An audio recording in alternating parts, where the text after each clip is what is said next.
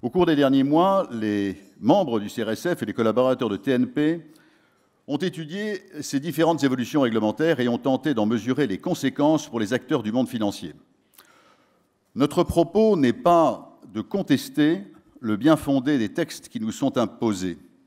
Reconnaissons humblement que des abus pouvaient exister dans les relations avec les clients et que des faiblesses pouvaient subsister dans le contrôle interne ou dans la mesure des risques, avec des structures de capital parfois trop fragiles qui pouvaient mettre en danger la planète financière.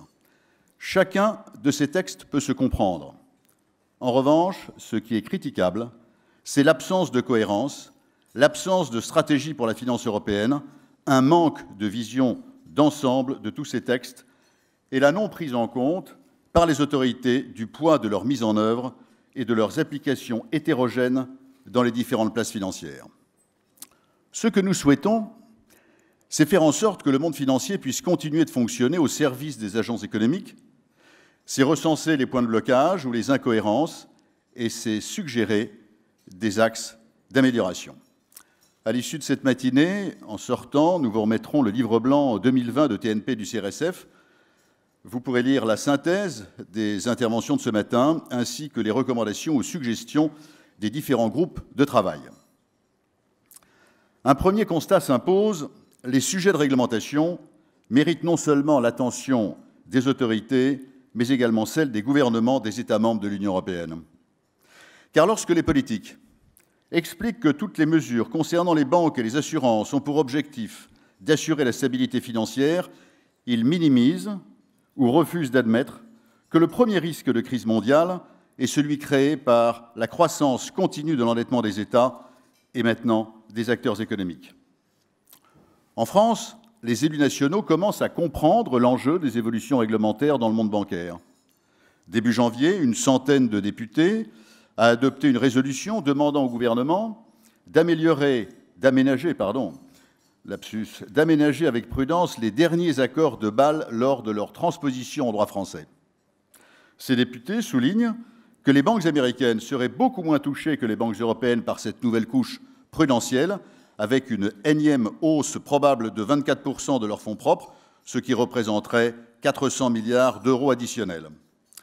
Comment oublier qu'avec les premiers accords de Bâle, les banques ont déjà dû multiplier par 2,5 le montant de leurs fonds propres?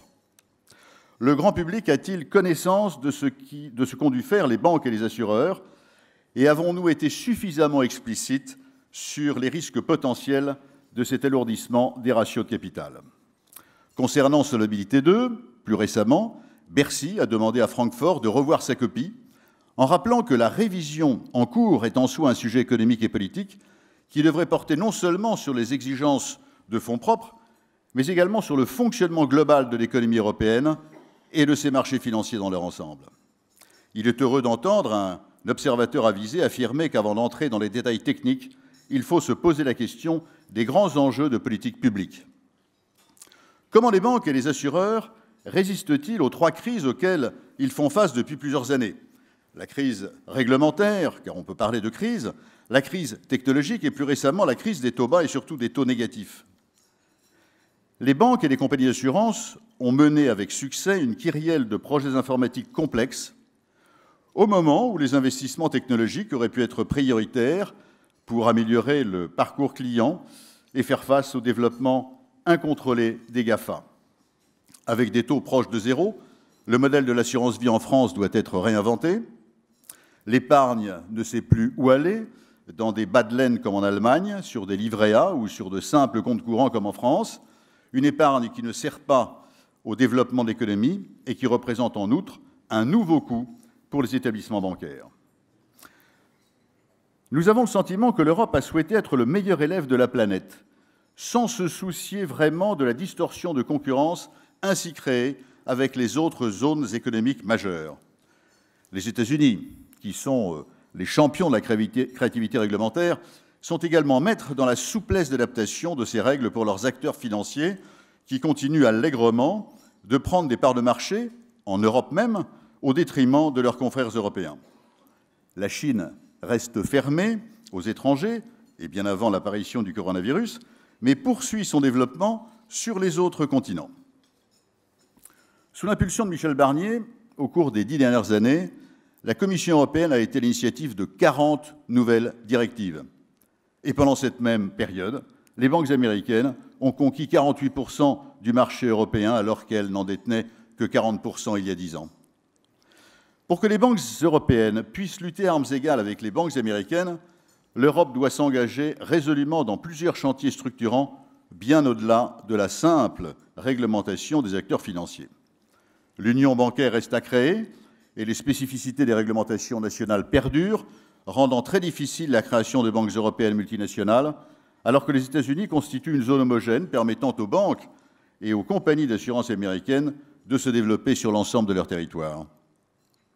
Un souhait a été exprimé mi-janvier par le patron d'UBS, qui a de nouveau rappelé au Forum de Davos à ce que la nouvelle réglementation bancaire favorise la consolidation entre banques en Europe pour les rendre plus compétitives.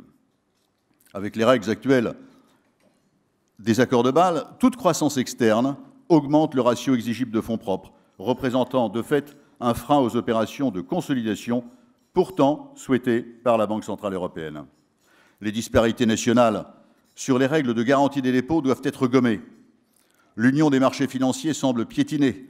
Quelle place européenne pour prendre le relais de la place de Londres qui est affectée par le Brexit? L'épargne longue est insuffisamment investie dans les entreprises, les marchés européens ne sont ni réellement liquides ni vraiment fluides, les fiscalités européennes restent trop différentes. Le financement d'origine bancaire de l'économie à 80%, au moment où les contraintes de capital sont renforcées, doit être relayé par le financement par les marchés dont le poids mériterait d'être doublé en passant de 20 à 40%. La place dans l'euro, dans le monde, doit être renforcée car notre devise européenne n'a pas encore trouvé sa place, ni en tant que monnaie de règlement, ni comme monnaie de réserve. Le dollar règne encore en maître avec les risques judiciaires que l'on sait. L'IAS Board nous impose des US GAAPs. L'Europe ne pourrait-elle pas envisager de créer des Euro-GAAPs pour résister à la pression américaine? Pour les assureurs, la concomitance de Solvab II et d'IFRS 17 pourrait créer un cocktail explosif pour l'ensemble de la profession. Enfin, nous devons comprendre le rôle du superviseur qui semble prendre le relais de la régulation dans la définition de nouvelles règles régulièrement. Ne devons-nous pas nous interroger sur la volonté affirmée de la BCE de parvenir à un modèle unique de banque en demandant aux acteurs de corriger les écarts qui apparaissent avec la moyenne des données des 135 reportings des établissements systémiques? Une telle approche ne renforce-t-elle pas justement le risque systémique? Les autorités européennes de supervision ont oublié en effet de s'intéresser à la richesse des différents business models pour se consacrer à des contrôles mécaniques et automatiques du type tick the box. Nous pouvons également interroger Andrea Enria, le nouveau président du MSU, sur l'opportunité de sa communication alarmiste récurrente. À l'issue de l'exercice relatif à la revue annuelle des risques bancaires, Andrea Enria a souligné d'importantes défaillances au sein des établissements conduisant à de nouvelles exigences en fonds propres, des faiblesses dans les fonctions de contrôle interne, un déficit d'efficacité de leurs organes de direction qui se serait dégradé depuis 2008, des déficiences dans la gestion de leurs risques, des failles à répétition dans la lutte anti-blanchiment et enfin l'obsolescence de leur système d'information. Est-il réellement opportun de tenir un tel discours public? La confiance des clients envers leurs banques va sans doute encore être ébranlée. En tenant ses propos devant la presse, le patron du MSU laisse penser au grand public que les 135 banques sont toutes critiquables sur l'ensemble des sujets qu'il évoque et donc sont toutes en grande difficulté. Est-ce bien le rôle d'un superviseur? Notre conclusion, il est temps que l'Europe s'engage avec détermination dans une révision de sa réglementation du monde financier avec un plan cohérent et surtout une véritable stratégie de développement des acteurs européens. Je vous remercie.